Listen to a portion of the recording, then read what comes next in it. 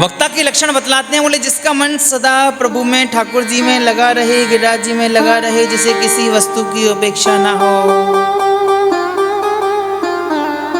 क्या लिख रहा है? बहुधावो धन चतुरो। क्या लिख रहा है?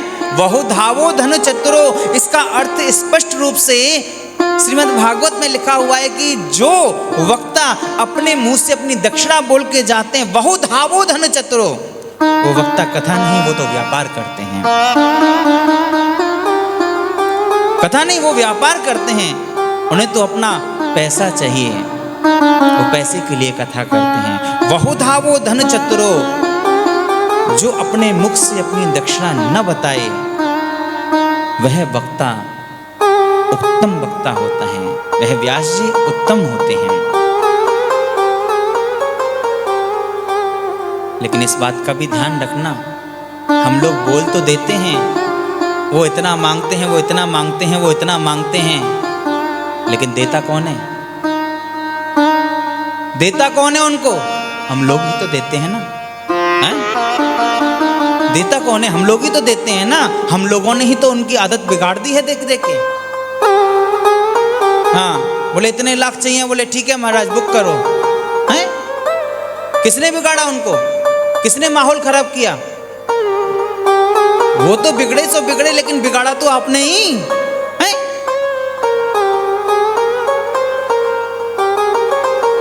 जिस वक्ता के मन में ये भाव ना हो कि मुझे इतनी दक्षिणा चाहिए, जो सबका सुहृद और दीनों पर दया करने वाला हो, तथा अनेकों युक्तियों से तत्व का बोध करा देने में चतुर हो, उसी वक्ता का संत महात्मा मुनि लोग भी सम्मान करते हैं। और दूसरी बात,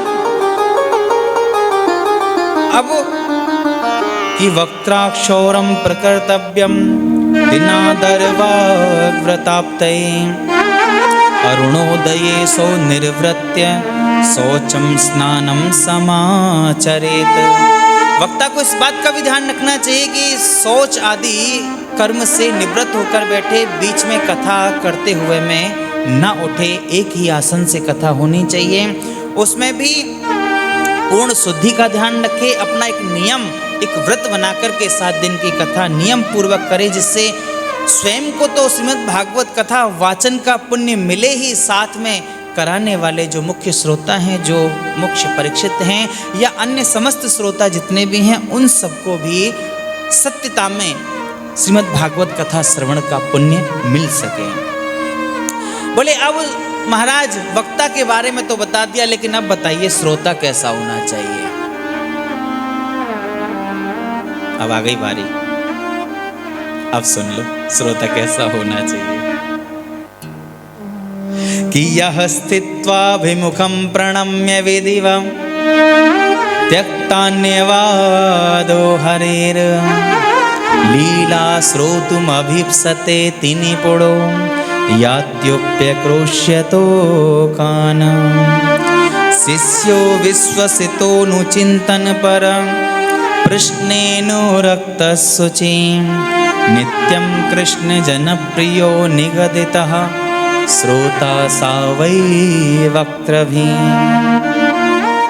जो वक्ता के सामने उन्हें विधिवत प्रणाम करके बैठे, अन्य संसारी बातों को छोड़कर केवल प्रभु की लीला कथाओं को सुनने की ही इच्छा रखे, मन में भाव रखे और एकाग्रचित्त होकर इस प्रकार कथा सुने कि लोक वित्त धनागार पुत्र चिंता व्युदश्य च कथम चित्त शुद्धमति सालवेत् फलमुत्तमम्। घर परिवार की सारी बातों को छोड़कर, बच्चे आदि समस्त परेशानियों को सबको छोड़कर आराम से, शांति से, प्रेम से कथा का श्रवण करें। ऐसे नहीं घर से तो आई हूं, लेकिन गैस बंद की कि नहीं मैंने, वो चूल्हा पे गैस चालू तो नहीं छोड़ाई, अरे घर का ताला लगाया था सही से लगा कि नहीं। घर में बहू अकेली है, समय से चलना चाहिए, देर नहीं करनी है, ये सब नहीं होना चाहिए। जब कथा में बैठो तो ध्यान से कथा सुनो, ऐसे ध्यान से कथा सुनो, ऐसे ध्यान से कथा सुनो, बोले मस्त राम मस्ती में आग लगे बस्ती में। ऐसे मस्त होके कथा सुनो, सब कुछ भूल के ऐसे आनंद से कथा सुनो। समझने में अत्यंत कुशल हो, नम्र हो, हाथ जोड़े रहे, शिष्य भाव से उपदेश ग्रहण करे, भीतर श्रद्धा तथा विश्वास रखे। इसके सिवा जो कुछ सुने उसका बराबर चिंतन करता रहे। जो बात समझ में नहीं आए समय लेकर पूछे और पवित्र भाव से रहे तथा प्रभु में, ठाकुर जी में सदा ही प्रेम रखता हो, ऐसे ही श्रोता को वक्ता लोग उत्तम श्रोता कहते हैं।